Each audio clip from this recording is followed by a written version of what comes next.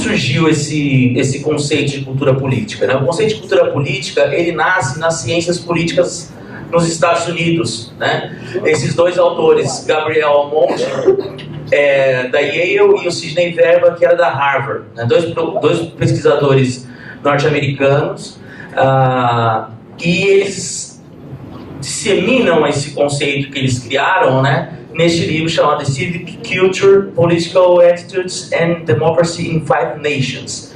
E aí eu destaquei aí atitudes, né, e democracia em 5 nações para apontar alguns elementos, né, que esse livro trazia.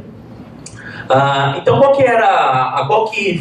que eles buscavam com a criação desse conceito de cultura política era criar uma metodologia que explicasse um conjunto de práticas, valores, crenças, normas e opiniões partilhadas por uma comunidade política, né? Então, eles tinham quando a gente fala ali, então, no livro, atitudes, eles estão muito tentando entender o que faz com que as pessoas tomem determinadas atitudes diante dos desafios políticos impostos para elas, né?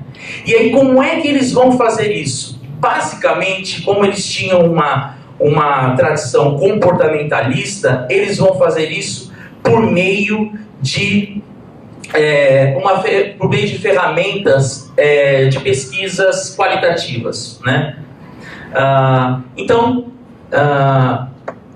eles faziam uma série de questionamentos, tabulações, e distribuíam formulários sobre o comportamento das pessoas, e tentavam averiguar se esse comportamento, de uma maneira ou de outra, determinava os seus posicionamentos políticos, né? E aí, aqui a palavra é essa mesmo, determinava, né? Eles tinham uma ideia naquele momento de que a cultura política ela era determinante para que um tipo de povo, ou grupo, ou pessoa, e nesse caso mais específico, grupo, tivesse uma determinada atitude em relação à política, né? Então, por exemplo, se os eleitores de Trump acreditavam em Deus, né? Claro, eu estou trazendo, por exemplo, o dia atual, então seria mais ou menos isso. Eu faço uma pesquisa e vejo lá, seleciono quem votou no Trump e vou procurando elementos comuns. E vou falando assim, olha, quem votou no Trump, 80% acredita em Deus, 10% alguma coisa, 50% outra coisa, e eles escalonavam isso. E dessa maneira, eles achavam que eles conseguiam compreender, né, os comportamentos políticos de um determinado povo. Qual que é o grande mérito desse conceito? O mérito estava extrapolar os estudos de política para além dos documentos, ou para além da leitura de documentos oficiais, ou de programas de partido, ações governamentais, né? E partir, então, para uma análise do político mais relacionado ao cotidiano. Então, esse é o grande mérito do conceito, né? E assim, eles tentavam traduzir alguns comportamentos que os indivíduos tinham de ordem tanto cognitiva, quanto afetiva e valorativa. Quando eles fizeram esse conceito, eles criaram a ideia de que era possível entender a existência de 3 tipos de culturas políticas diferentes ao redor do mundo, que eles vão denominar de cultura paroquial, a cultura política de sujeição e a cultura política cívica. O que eram esses três conceitos de cultura política, a qual as nações, por isso que eu destaquei lá o Five Nations, porque eles fizeram então um estudo em 5 nações diferentes e catalogaram 3 tipos de culturas políticas diferentes. Uma onde o aspecto tradicional, ou seja, as leis, não necessariamente as leis, mas os comportamentos estabelecidos por meio de repetição, ancestralidade e tudo mais, tinha um peso grande sobre as decisões das pessoas. Outra, que era uma cultura política de sujeição, que estava relacionado às lideranças autoritárias. Então, a forma que as pessoas reagiam aos eventos políticos estavam diretamente relacionado a como uma figura autoritária pautava esses problemas para elas. E, por fim, uma cultura cívica que estava mais ligada aos valores democráticos, de uma ampla participação pessoal, ampla participação política. Qual que é o problema desse texto deles, né? É que eles estabelecem que existe um tipo ideal de cultura política, ideal no sentido de melhor, né? Não no tipo ideal weberiano, mas existia um tipo que era melhor do que os outros dois tipos, que era o da cultura cívica e que, por coincidência ou não, era os Estados Unidos. Né? Então eles delimitavam que, olha, existe um tipo de cultura política, que é a cultura cívica, que é onde as pessoas participam democraticamente e tudo mais, e ela se encontra nos Estados Unidos. Então o livro nasce em 1963 e ele vai ser alvo de muitas críticas a partir de então, justamente por conta desse elemento, né? Primeiro, porque ele partia de um pressuposto determinista de que determinados elementos presentes numa cultura acabavam influenciando de maneira teleológica o comportamento das pessoas, né? E depois, porque eles acreditavam que existia uma cultura que era melhor do que as outras. Evidentemente, um etnocentrismo, né? Entendiam que a cultura que eles habitavam era melhor que a cultura dos outros. Por conta disso, o conceito não sobreviveu. O conceito, ainda que tivesse uma novidade, que era possibilitar estudar a cultura política os estudos da política para além dos órgãos oficiais, ele não vai sobreviver por conta disso. E ele vai cair no esquecimento. E somente vai ser resgatado em 1992 por esse historiador francês chamado Serge, não sei como se fala, o meu francês, enfim, um caso à parte, Serge Bernstein, que como aqui no Brasil nós falamos, né? No lançamento desse, os historiadores e a cultura política de 1992, que é um artigo que vai ser traduzido no Brasil somente em 2009. E o texto que ficou mais conhecido dele aqui foi o mais antigo, que é esse de 97, que foi traduzido para o Brasil como Cultura Política em 98. E em 99 ele lança esse terceiro livro, aí sim um livro, os outros dois são artigos, chamado a Cultura Política na França. E ele resgata esse conceito com a seguinte pergunta em mente, né? O que faz com que um grupo de pessoas se sinta mais próximo de uma força política do que de outra? Ora, é quase a mesma pergunta dos outros autores, né? Por que as pessoas se comportam da forma como se comportam diante de eventos políticos, né? E nesse caso aqui não é só o evento, mas ligado a correntes políticas, né? Então há uma força política, né? Não somente a eventos. Bom, o que a gente pode comentar a respeito disso é que o termo cultura política não só migra das ciências políticas para a história, como ele migra dos Estados Unidos para a França. Então, 30 anos depois. Então, quando ele chega na França, quando o Serge Bernstein vai pegar esse conceito e ele, em seus textos, menciona os criadores, o Gabriel Almonde, o Sidney Verba, ele vai falar, olha, existiam vários problemas e que nós existiam vários problemas e que agora nós vamos ressignificar esse conceito, né? Então, uma das primeiras coisas que vai acontecer é que vai ter o abandono parcial dos métodos quantitativos. Então, os métodos quantitativos não vão ser mais o núcleo duro das pesquisas, né? A análise da cultura política não vai ser mais fundamentada no que as pesquisas apontavam sobre a opinião das pessoas em fichas catalográficas, né? Isso vai ser um elemento à parte, né? O que vai ser mais central a partir daí? Vai ser mais central a própria utilização de conceitos que estavam em voga na historiografia francesa daquele momento, como representações, como imaginário, como discurso, e, mais do que isso, e fundamentalmente, a ideia de cultura é transformada.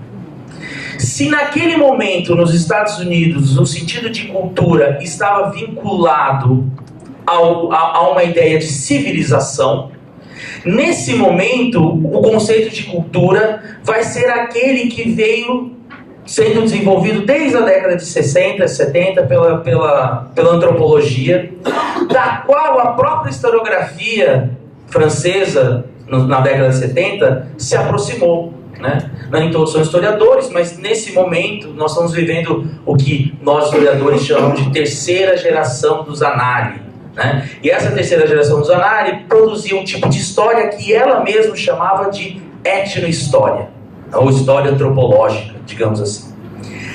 Essa aproximação que a história teve com a antropologia permitiu que se pensasse, em termo senso comum, fora da caixinha, né? Se buscasse outros objetos de pesquisa que não fossem apenas os tradicionais da historiografia, ou abordá-los a partir dessa dinâmica do significação e do significante, né? Do significante e da significação, né? Ou seja, pensar a cultura enquanto um conjunto de símbolos partilhados coletivamente e que possuem significados específicos para o grupo que partilha dessa cultura, né? Então, por exemplo, quando eu falo aqui para vocês uma determinada palavra, né, que é inventada no nosso cotidiano, vocês sabem do que eu estou falando, eu não preciso explicar, isso já foi socialmente compartilhado. Bom, então quando ele faz isso, né, quando ele muda, né, dá um lance, né, ele troca o sentido de cultura, abrem-se novas possibilidades para pensar a cultura política. Então, é possível pensar o comportamento das pessoas por meio, e sua relação com os grupos políticos, por meio dos símbolos políticos, das representações políticas, dos discursos políticos produzidos por determinadas forças políticas, né? É isso que ele está se perguntando. Então, a Ângela de Castro Gomes vai resumir esse trajeto, que é uma historiadora brasileira. Ela vai dizer, a categoria cultura política, passando a se desvincular da escola da cultura política norte-americana e também de uma teoria da escolha racional, mais instrumentalista e economicista. Foi sendo apropriada pela nova história política e foi ganhando outra potencialidade, que é inseparável de uma orientação de história cultural. Então, esse termo ele está diretamente relacionado a esse próprio novo sentido de cultura que existia. E como que é esse novo conceito, né? Esse novo conceito, de cara, ele se apresenta como não sendo uma chave universal. O conceito americano tinha essa pretensão, né, de ser algo que, submetido àquelas regras, você chegava a uma explicação unívoca do comportamento da sociedade, né? E aí aqui eles estão falando que não, né? Ele, no caso, né, o Sr. Bernstein, não é uma chave universal que abre todas as portas, mas um fenômeno de múltiplos parâmetros, né, que não leva a uma explicação unívoca, mas permite adaptar-se à complexidade dos comportamentos humanos. Então, a cultura política busca compreender os comportamentos políticos no decorrer da história. É uma uma espécie de código, um conjunto de referentes formalizados no seio de um partido ou, genericamente, difundidos no seio de uma família ou de uma tradição política. Ou seja, é um grupo de códigos, um conjunto de referentes, de representações que um partido possui ou uma família política possui, né? E que é entendido pelos seus adeptos. No entanto, a gente não pode pensar e confundir que a cultura política é a mesma coisa que um partido. Ela não é. Um partido político pode pertencer a uma determinada cultura política ou, a partir dele, criar uma cultura política que vai sobreviver mesmo sem a sua presença. Mas eles são coisas diferentes. Então, o que não é a cultura política, mas que ela nos ajuda a entender? Então, a cultura política não é uma família política. O comunismo não é uma cultura política. Existe uma cultura política comunista. Depois eu vou desmembrar isso daqui, talvez vai ficar mais claro. O socialismo não é uma cultura política. Existe uma cultura política socialista. Ela não é sensibilidades filosóficas ou religiosas. O positivismo não é uma cultura política, mas nós poderíamos dizer que existe uma cultura política positivista. A cultura laica, o catolicismo também não são culturas políticas. Correntes políticas como o ecologismo, o feminismo. O feminismo não é uma cultura política. Ao contrário, vai ter movimentos feministas que estão mais próximos de uma cultura política de esquerda e outros mais próximos de uma cultura política liberal, por exemplo. A mesma coisa com o ecologismo. Percebam aqui que já vai ficando evidente que eu não estou falando de uma única cultura política. Então, diferente do que aqueles sujeitos lá nos Estados Unidos pensavam, na existência de uma cultura política que era geral, global, aqui já está se operando dentro dos diálogos da história com a antropologia e se pensando em diversidade de culturas. Claro que se interpenetrando. A mesma coisa em relação às especificidades nacionais ou regionais. A geografia, a natureza. E aí a gente pode tentar, por exemplo, pensar, existe uma cultura política que no Nordeste é diferente de uma cultura política do Sudeste? Aí eu já estou jogando as minhas primeiras provocações para nós pensarmos no nosso cenário atual. Desde 2014, as pesquisas demonstram que desde em 2010 não existia essa diferença tão segmentada entre Nordeste e Sudeste e Sul nas políticas e que a partir de 2014 começa a existir. Isso é fruto do quê? Pode ser uma cultura políticas diferentes, Então, é preciso que a gente pense como que surge uma cultura política. Então, se eu estou falando aqui de culturas políticas e tudo mais, é preciso que a gente pense como que essas culturas políticas vão surgir.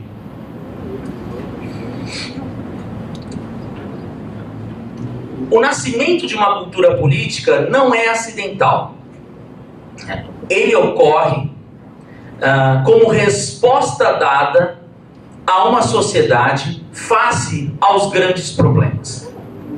Então, por exemplo, a questão da crise de 29, e que se alastra e se torna uma crise internacional que chega na Europa. A gente pode pensar, por exemplo, no surgimento do fascismo enquanto sendo uma resposta àquela realidade. Nesse sentido, ele surge primeiro como um partido. Porém, posteriormente, ele vai criando uma série de símbolos, de representações, de gestos, que vão se alastrando para além do próprio partido e começam a ganhar força por toda a comunidade italiana, para além do partido fascista. E aí, aos poucos, portanto, na medida em que esses símbolos vão se expandindo, consolidando dentro do partido e depois passam a ser assimilados, né, para fora do próprio partido, ele se torna uma cultura política fascista. Em que, então, nem todos os italianos eram fascistas, mas, em grande parte, eles pertenciam a uma cultura política fascista, ou dialogavam com uma cultura política fascista. Eu sempre penso nessa questão atual em que nós chamamos tudo que se move contra a gente de fascismo, fascista, né? É possível de fato nós pensarmos que as pessoas às quais nós chamamos de fascistas são fascistas? Elas seguem uma determinada ideologia? A cultura política não é uma ideologia. Ela não é algo que está organizado, sistematizado, no sentido de posto no papel. Não é algo que se apresenta como um programa do partido. No entanto, talvez seja possível nós dizermos que essas pessoas possuem, ou melhor dizer, mobilizam elementos de uma cultura política fascista, né? Então, elas reproduzem uma cultura política fascista, né? À medida em que elas evocam alguns símbolos, então é de maneira mais difusa, não é algo programático, não é algo sistematizado, né? Como se fosse o fascismo em si, mas é algo que está mais fragmentado, mais difuso, como a própria cultura é, né? Ainda que seja um processo evolutivo, a cultura política é um processo lento em sua transformação, né? Pois necessita que essa ideia nova, fascismo, por exemplo, que possui respostas para os problemas da sociedade, se converta em um conjunto de representações, ganhe um caráter normativo e se torne evidente a um grupo significativo de pessoas, né? E aí ele vai dizer, na interpretação dele, que o movimento de uma cultura política nascer leva em torno de 2 gerações. E nesse ponto eu discordo dele, né? Isso ele pensando a França dos anos 30 pode ter uma viabilidade, né? Mas a partir do momento de alteração nos meios de comunicação e tudo mais, esse processo de algo se converter em uma cultura política se torna cada vez mais rápido, né? Então, por exemplo, eu vou tomar o exemplo aqui do surgimento do Partido dos Trabalhadores no final da década de 70, início da década de 80, como resposta a um problema da sociedade, né? E que, no espaço de 20 anos, consegue consolidar uma cultura política petista. Isso não sou eu pensando, é uma tese de doutorado aqui, defendida pelo Clayton Romano, a existência do petismo enquanto uma cultura política, que possui seus valores, suas representações, suas tradições, com as quais, durante um tempo, vários partidos de esquerda tiveram que dialogar, tomando emprestado representações, rechaçando ou assimilando. E esse foi um processo que aconteceu num prazo de 20 anos, e não 2 gerações, como aponta o autor. Então, quando os valores, princípios, tradições, ideologias e práticas de uma cultura política se tornam palatável a um grupo grande da população, ou seja, transportou o partido. Você não precisa ser petista, ir em todas as reuniões, participar das assembleias ir aos comícios e tudo mais, para pertencer a essa cultura política petista, por exemplo. Então, quando ela transborda, ela atinge ela deixa de ser algo de nicho e se torna algo que transcende a própria dimensão do partido, ela faz com que esses sujeitos, pessoas comuns do dia a dia, se identifiquem com aqueles valores, aquelas tradições, aqueles símbolos, as representações. E nesse aspecto, mais uma vez recorrendo à antropologia, se identificam no sentido de se ver ali. Como o dilema do espelho. Você se vê naquilo. Sendo assim, então, já quebramos algumas coisas em relação à cultura política antiga. Ela é plural, ela não é apenas uma cultura política, ela não é nacional. Existe uma cultura política brasileira, mas existe uma cultura política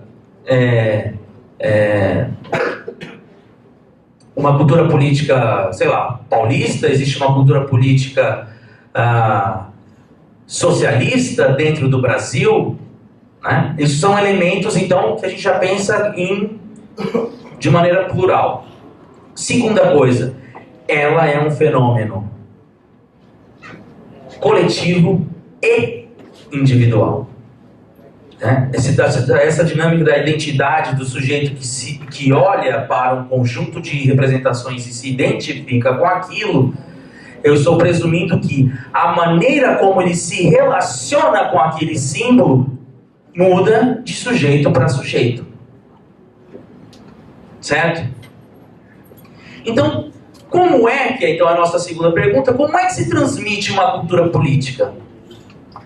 A primeira resposta é: a cultura política é um processo de aquisição que se dá por meio da socialização. De novo, antropologia. Socialização, a gente tem socialização de primeiro grau, que é a socialização onde a gente ensina para os nossos membros mais novos da nossa comunidade, o código básico da nossa sociedade. Então a gente ensina a língua, Então toda vez, repare, quem tiver criança na família, a gente está sempre reforçando, ensinando, fala, olha, mamadeira, Então ali, tchau. Então a gente está ensinando que esse símbolo é um símbolo de tchau, é um símbolo de adeus, Então, enfim, esse é um processo de socialização de primeiro grau, quando a gente ensina às pessoas as regras básicas do nosso grupo de convivência. Então, a língua, gestos, comportamentos. A socialização de segundo grau é a socialização escolar. Então, é o momento em que você ensina a essa pessoa a poder reproduzir a própria cultura, que é o momento da alfabetização, da leitura e tudo mais. E a socialização de terceiro grau é a do trabalho, quando você ensina a ela um terceiro trabalho. Não é só ensina, não é em que ela aprende, digamos assim. Então, esses são elementos típicos do estudo de antropologia, de sociologia da educação. A gente vai falar dos tipos de socialização e ele vai falar, olha, você aprende uma cultura política. E como é que você aprende? Então, num primeiro momento, esses processos de socialização, como eu falei, se dá essa relação de você com os filhos, o sobrinho, ensinando as coisas e tal, é por meio da família. Então a família é o primeiro canal de socialização política em que o sujeito vai determinar alguns valores. Ali, por exemplo, ele vai receber algumas instruções sobre a religião que a família adere, ele vai sobre coisas que a família julga certo ou errado, que ele pode fazer ou não pode fazer. Um segundo momento de socialização seria um momento de educação formal, que pode tanto contradizer quanto apoiar a própria família. Por exemplo, um sujeito que é católico e coloca o filho numa escola de educação católica. Então, nesse sentido, a escola vai reforçar em muitos pontos aquilo que o o camarada já aquilo que o camarada já pensava ou assim por diante. Ou não, né? Ele pode ir para uma escola laica, enfim. E aí, e a mesma coisa a gente pode pensar com relação à própria universidade. Mas a universidade, no nosso caso, eu vou colocar no terceiro canal de socialização, que seria ambientes de socialização. Então, o trabalho, o exército, o sindicato, o partido, a maçonaria, né? Então, é nesses lugares que os sujeitos vão entrando em contato com novas dimensões dos valores e de tradições políticas que se estabelecem, né? Então, por exemplo, quando a gente estuda, e aqui eu vou dar um exemplo mais da historiografia, quando a gente trabalha com intelectuais, que é o meu caso, a gente começa a olhar assim, putz, esse cara está pensando aqui, de onde que veio essa ideia dele? De onde que ele tirou essa ideia? Né? A gente não trabalha mais com aquela ideia de que, com aquela visão de que as ideias estão suspensas no ar e tomam posse das pessoas, né? Como se fossem psicografar, né? Você, agora eu sou um liberal, né? Tem um porquê dessa formação, disso acontecer, né? Enquanto você começa a analisar a própria biografia do sujeito, da mulher, do homem, do intelectual em questão, da intelectual em questão, você tem momentos que você encontra assim, aqui mudou. Então, por exemplo, eu tinha um historiador peruano que eu estudei no doutorado, chamado Alberto Flores Galindo, e aí um dia ele já é falecido, eu fui conhecer a esposa dele, e ela me mostrou uma foto do colégio dele, onde ele estudou, que era um colégio católico, chamado La Salle. E ela falou assim, olha que interessante, nessa foto tinha uns 10 moleques, 7 entraram para a política. Os irmãos Beltrano, ou esse aqui é o Flores Galindo, que virou político não de partido, mas escrevia bastante e tudo mais. Quando eu fui estudar o José Bonifácio, por exemplo, eu falo assim, caramba, a ideia dele, da onde que vem? Aí você chega em Coimbra, assim, olha, a universidade. Aqui ele conheceu o Beltrano, conheceu o Ciclano, e aí você fala assim, tem um cara lá na Inglaterra que manda carta para ele ainda e fala para ele, olha, tem que aprovar o fim da escravidão, como é que vai fazer, senão a Inglaterra vai ficar puta com você, como é que faz? Aí você vai descobrir que eles estudaram juntos em Coimbra. E aí tem um texto para quem ficou interessado a respeito disso, que é do Raymond Williams, sobre o ciclo de Bloomsbury, sobre a Virginia Woolf, o Keynes, e uma série de outros sujeitos que frequentaram uma mesma universidade e depois se reuniam para tomar um chá. E nesse chá não era só um chá, né? Não entendam errado, né? Não era assim, chá às 4h20, né? Era um chá, e aí eles conversavam sobre coisas do mundo, e eles eram amigos. Você vai lá ver, eles falam assim, a gente era amigo. Aí você fala assim, geralmente amigo concorda, né? E ferrou de novo aqui. Técnica? Por favor. Agora estou desenvolvendo uma ideia aqui. E amigos concordam entre si. Agora, as pessoas concordam entre si porque são amigas de Lema-Tostini, ou elas são amigas porque elas concordam entre si? Então, os amigos que você prevalece após a universidade pensam mais ou menos parecido com você por algum motivo, ou eles continuaram na sua trajetória porque pensavam mais ou menos como você. Então, esses lugares de socialização são os lugares onde valores são passados. E não se admirem se um dia vocês, não é um forró isso aqui, na verdade uma constatação, vocês saírem da universidade e aí forem trabalhar e falar assim, pô, aquela época eu queria destruir o RU e hoje eu acho que era um elemento essencial para a dinâmica universitária. Eu tenho vários amigos que na minha época de faculdade que eram do PSTU, encontrei com um. Não, na época PSTU era que mandava o movimento estudantil aqui na Unesp. Verdade. E eu encontrei com um deles e falei assim, pô, que legal, como é que você tá, não sei o quê, onde você colocou o seu filho? Ai, como eu falo sobre filho? Não, meu filho estuda na Auxiliadora. Assim, não, eu prefiro que ele tenha uma educação conservadora do que uma educação capitalista. Assim, olha só, que bonito. Imagina ele lá atrás falar conservadora, assim, de boa, meu filho vai ter uma educação conservadora? Ainda que a cultura política nos permita entender essa escolha dele. E aí, por fim, o último ambiente de socialização que o Bernstein nos coloca, que é, então, já falei do trabalho, né? Então você vai trabalhar em algum ambiente e tudo mais, né? Então você, a classe médica é muito unida. Aí você fala, pô, a classe médica é contra o Lula, né? Por causa do Bolsa do mais médicos. Não é. Você tem que entender o quadro mais amplo, né?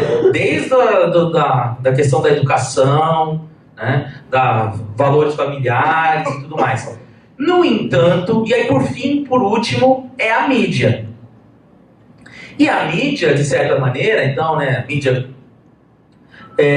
ela é lida já em função desses outros valores.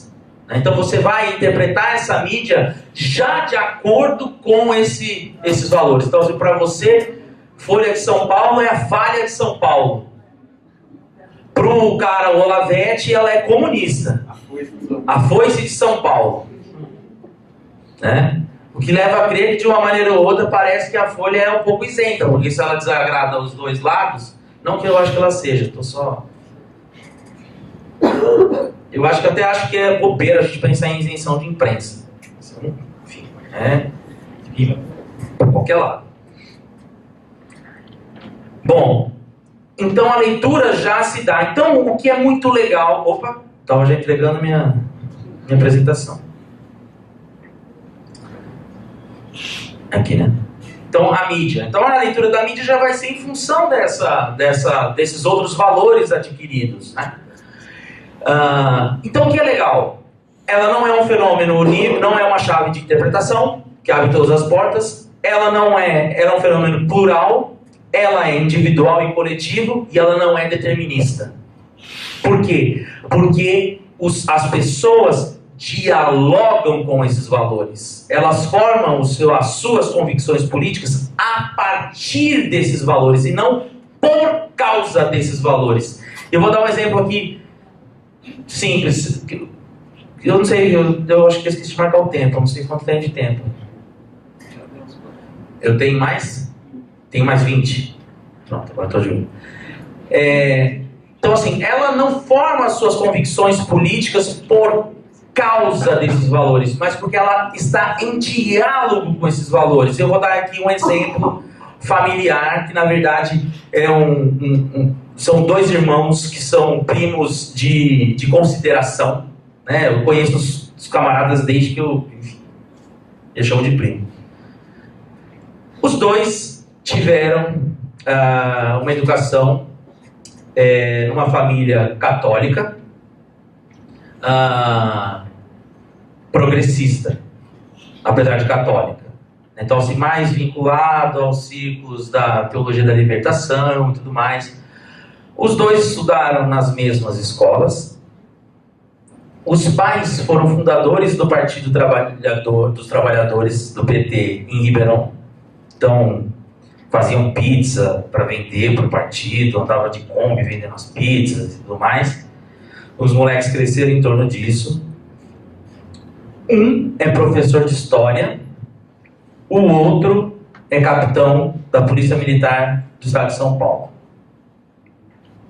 Eu costumo dizer que numa manifestação um bate, o outro corre. O que explica? Família, escola, religião, porque eles dialogaram com esses valores. Eles dialogaram com esses valores. E cada um tirou a conclusão, a convicção a partir daí. Né? Hoje um vai votar no Haddad e o outro vai votar no Bolsonaro.